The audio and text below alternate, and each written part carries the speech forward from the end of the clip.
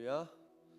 아침 저녁으로 또 기도하는 게 사실 쉬운 건 아닌 것 같아요. 근데 또 이번 한 주간에 특별한 은혜가 있는 것 같습니다. 뭐 알게 모르게 또 안으로 바깥으로 또 뭐 이렇게 4월이고 또 고난 주간이고 또 계속 어떤 일들이 또 있는 것 같아요. 그런데 또 하나님은 선하시고 또 하나님의 계획과 뜻들은 반드시 성취되고 이루어지는 줄로 믿습니다. 또 오늘도 말씀을 통해서 또 귀한 은혜를 경험하고 또 우리가 기도하면서 또 하나님 앞에 더 깊은 회복의 시간 또 이루어가는 분들이 되기를 축복합니다. 벌써 오늘 이제 목요일이고 오늘이 이제 그 특세 네 번째 날입니다. 우리는 지난 3일 동안에 월화수 3일에 걸쳐서 십자가를 계획하시고 또 십자가의 그 역사를 아들의 희생을 통해서 이루셔야 됐던, 그리고 이것을 또 기뻐하셨던, 피로 맺은 언약으로 이 구원의 역사를 완성하신 이 하나님 아버지의 그 마음과 뜻, 이번에 이 십자가를 경험하는 이 삶을 통해서 우리가 보는 것은요, 우리의 관점에서 십자가를 보는 것이 아니라 바로 하나님의 관점에서 하나님 어떻게 십자가를 보시는지, 또 이제 오늘부터는요 그 이 놀라운 하나님의 사랑을 완성시키는 그 십자가의 그 비밀, 그게 뭐예요? 결국에는 하나님이 기뻐하신 뜻을 받아들이신 예수님을 통해서 이루어진 거잖아요. 그럼 예수님은 하나님이시니까 뭐 십자가를 아주 쉽게 지실 수 있었을까?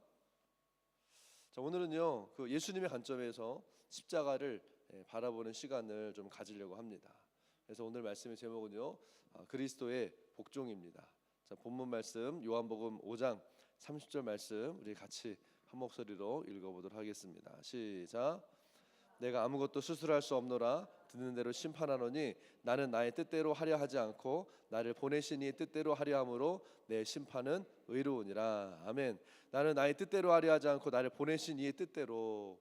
누구의 고백이에요? 바로 예수님의 고백입니다. 그럼 십자가의 놀라운 역사를 이루는 과정 가운데 가장 중요한 그 중심에 누가 계셨어요? 바로 예수님이 계신 거예요. 십자가를 지신 분은 예수님이세요.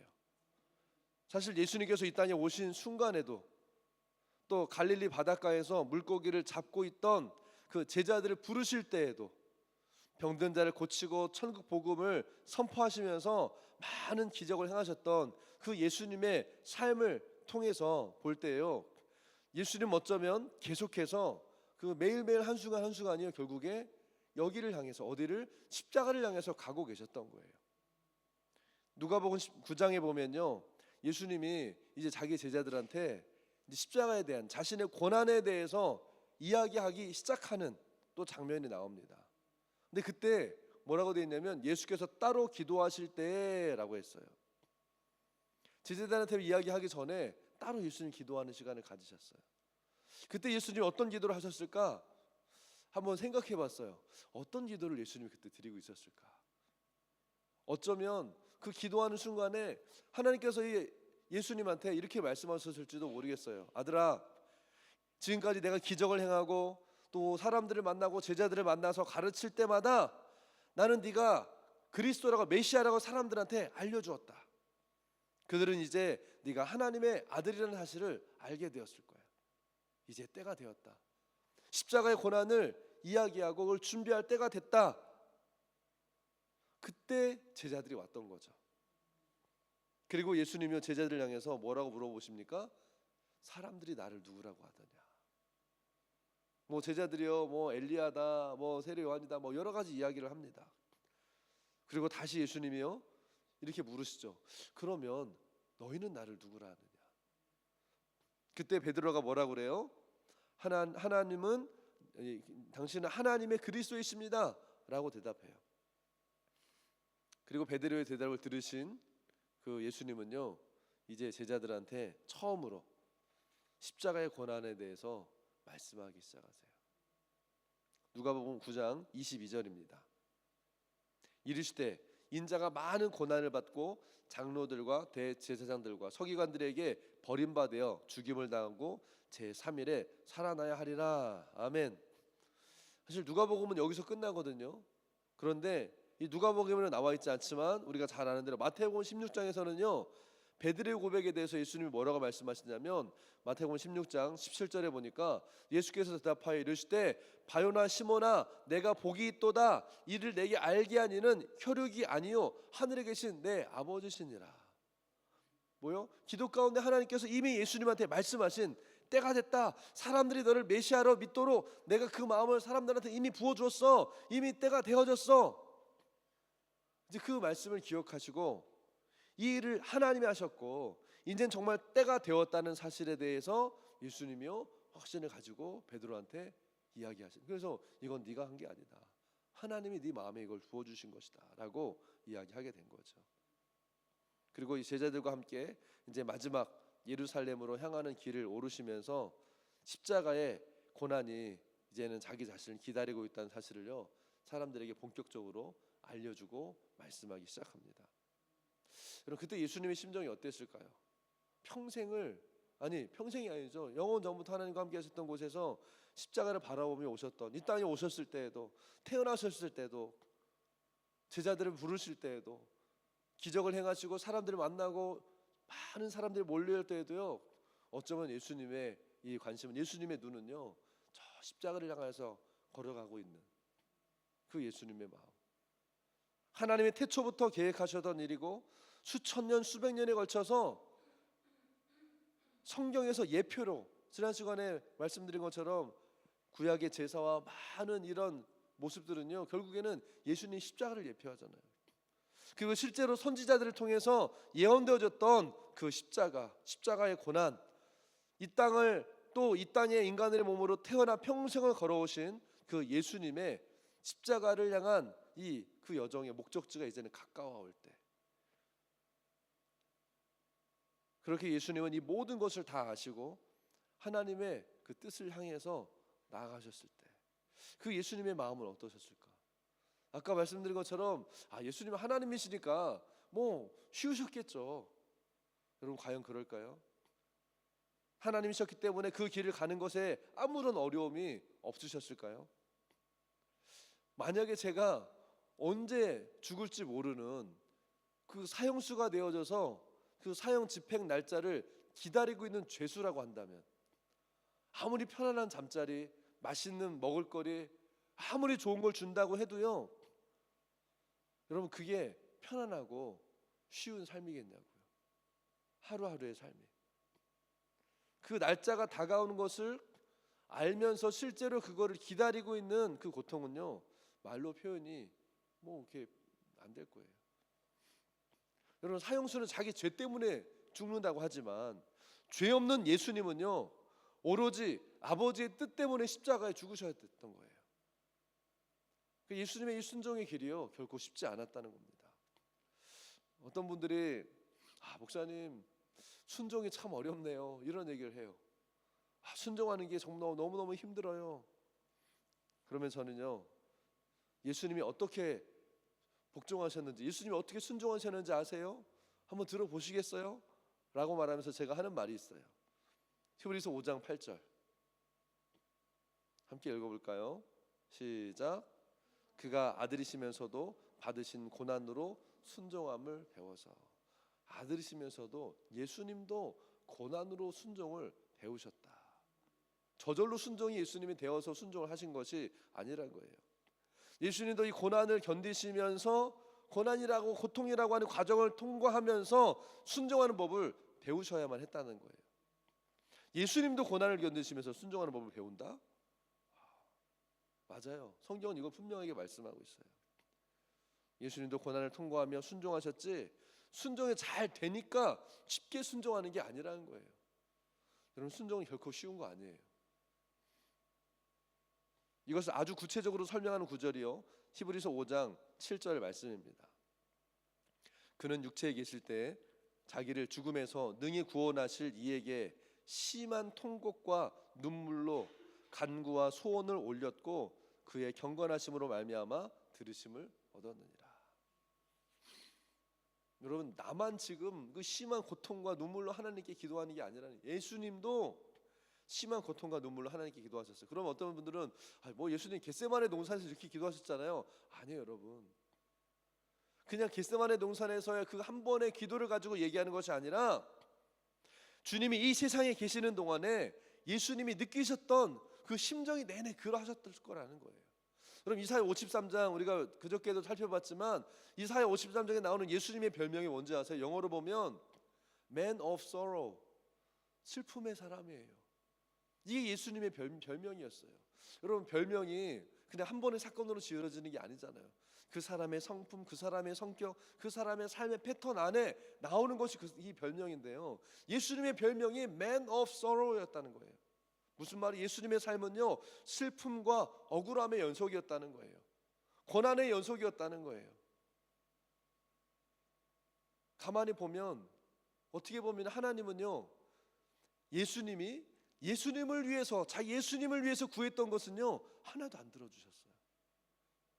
다른 사람들을 위해서 기적을 베풀고 다른 사람들을 위해서, 사람들을 위해서 기도할 때는 그렇게 잘 들어주시던 하나님이요, 아들이 고통과 눈물로 간절하게 드리는 기도를요 들으시고 나서 어떻게 응답하셨어요? 고난과 십자가로 응답하셨다는 거예요. 그리고 예수님은 하나님을 경외하는 마음으로 기꺼이 아버지가 허락하신 고난을 순순히 받아들임으로 순종하는 법을 배우셨다는 거예요. 예수님은 저항하지 않으셨어요. 자기의 어떤 권리, 이익을 주장하지 않으셨어요. 내가 받아야 될 보상을 하나님께 요구하지 않으셨어요. 그냥 그저 고난을 통해 하나님의 뜻을 이루기를 순종하신 거죠. 여러분, 예수님의 이 대가 지불은요, 고난과 죽음이었고 이것을 통해서 온전한 순종을 이루시는 것, 그게 전부였다는 거. 뭐 영어로 표현하면 어쩌면 that's it? 그냥 그걸로 끝인 거예요. 다른 어떤 보상, 다른 어떤 이익, 다른 어떤 것을 받기 원하는 요청이나 요구가요, 예수님에게는 보여지지 않아요. 그리고 온전한 순종은, 이 온전한 순종이요, 예수님을 온전하게 했어요. 히브리서 5장 8절과 9절을 한번 다시 보겠습니다. 그가 아들이시면서도 받으신 고난으로 순종함을 배워서 9절 같이 읽어볼까요? 시작. 온전하게 되셨은즉 자기에게 순종하는 모든 자에게 영원한 구원의 근원이 되시고, 그 고난을 통해 순종을 배우심으로 온전하게 되셨다는 거예요. 뭐예요? 결국 예수님은요, 하나님이 원하시는 완벽한 구원자, 희생을 통해서 세상의 죄를 짊어져야만 하는 흠없는 어린 양이요 되셨다는 거예요. 할렐루야. 결국엔 그 흠없는 어린 양 때문에 우리가 온전한 구원을 얻는 거잖아요. 고난을 통해 하나님의 뜻에 복종하는 법을 배웠다는 것은요, 예수님이 자기의 모든 권리를 포기했다는 말이라는 걸 우리는 다시 한번 생각해 봐야 됩니다. 예수님은 말씀드린 것처럼 어떤 권리, 이익, 보상, 자기를 주장한 적이 없으세요. 구하지 않았어요. 심지어 아버지와의 어떤 단절, 하나님에게서 싫어버림 받을, 하나님의 고개를 돌리시는 그 싫어버림을 당하는 것조차도 상관없이, 그것에 대해서 억울하다, 그것과 상관없이 철저하게 자기 자신이 되기를 거부해 버리셨어요. 빌립보서 2장 6절부터 8절입니다. 그는 근본 하나님의 본체시나 하나님과 동등됨을 취할 것으로 여기지 아니하시고 오히려 자기를 비워 종의 형체를 가지사 사람들과 같이 되셨고 사람의 모양으로 나타나사 자기를 낮추시고 죽기까지 복종하셨으니 곧 십자가에 죽으심이라. 여러분, 예수님은요, 하나님께 자기 자신을 드림으로써 그분의 뜻을 행하셨다는 거예요. 저는 이 예수님의 이야기를 들을 때, 볼 때, 다시 생각할 때마다 정말 놀라지 않을 수가 없어요. 아니, 고생해서 순종과 복종을 겨우 우리가 배워도 저 같으면 좀 그거를 자랑하고 싶지 않겠어요? 나타내고 싶지 않겠어요? 적어도 사람들이 이걸 알아주길 바라지 않겠냐는 거예요. 그게 사람의 마음이잖아요.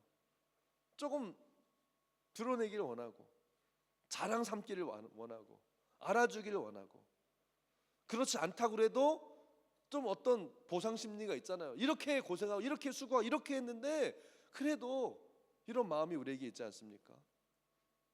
근데 예수님은 온전히 자기를 드려서 하나님의 목적을 완벽하게 이루시기까지 철저하게 자기의 유익을 구하지 않고 어떤 것도 기대하지 않으신 채 자기의 전부를 버리고 고통을 받으셨다는 거예요.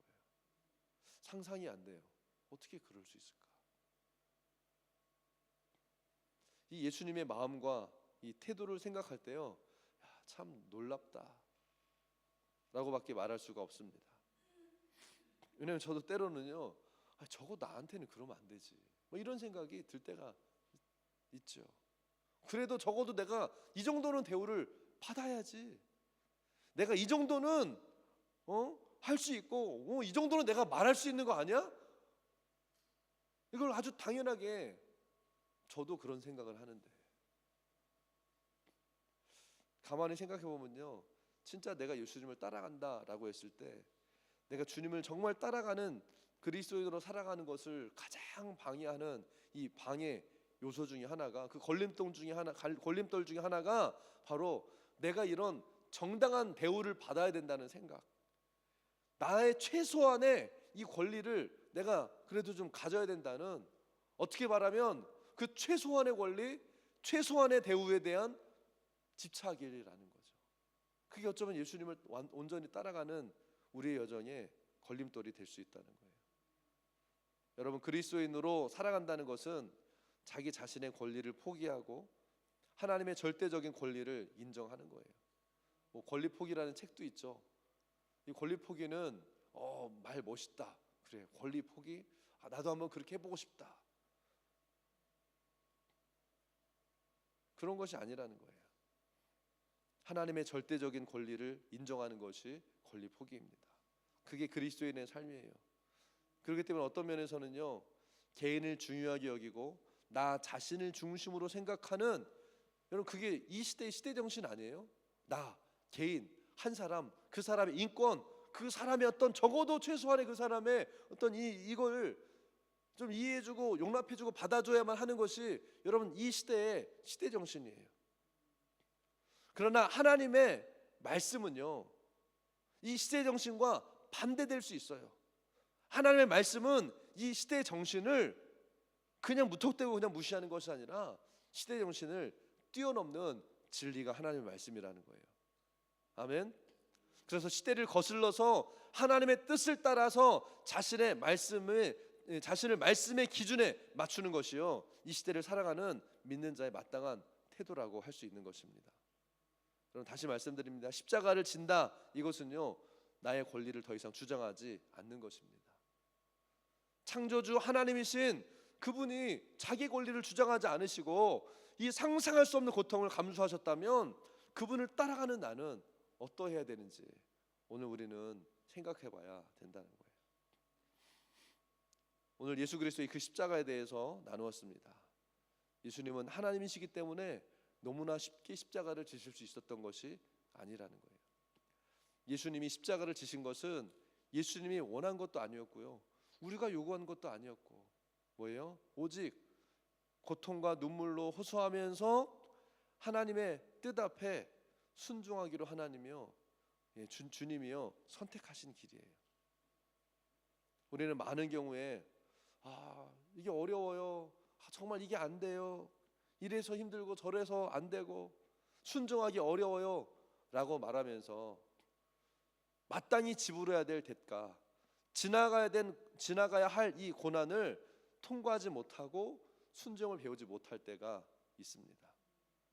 오늘 우리는요, 예수님의 복종, 이 십자가를 향해서 걸어가시는 그 순종의 여정을 통해서 우리의 믿음과 삶을 비추어 보기를 원해요. 그리고 십자가를 지고 나를 따르라, 제자들 향해서 네가 나를 따르려거든 자기를 부인하고 자기 십자가를 지고 나를 따르라, 이 주님의 음성 앞에 우리가 주님 고난을 배워 순종하기까지 주님을 따르기 원합니다. 이 고백으로 오늘 주님께 나아가는 시간 좀 가지기를 원합니다. 그래서 이 시간 기도할 때요, 예수님의 마음을 주님 좀 배우기 원합니다. 고난을 통해 순종을 배우신 주님과 같이 순종하기 원합니다. 또 하나님, 이 십자가의 능력을 경험하는 하나님 나의 삶이 되게 해주십시오. 우리 함께 이 기도 제목을 가지고 우리가 주님 앞에 이 시간에 기도하며 나아가도록 하겠습니다. 같이 기도하겠습니다. 주여, 살아계신 하나님, 오늘 말씀을 통해서 하나님 예수님의 마음을 십자가를 향해 나아가시는, 십자가를 지시는 그 예수님의 심정과 또 예수님의 마음에 대해서 하나님 오늘 나누고 듣게 된 것이나요 감사합니다. 주님, 하나님 고난을 통해서 순종을 배우신 예수님처럼 하나님 주님과 같이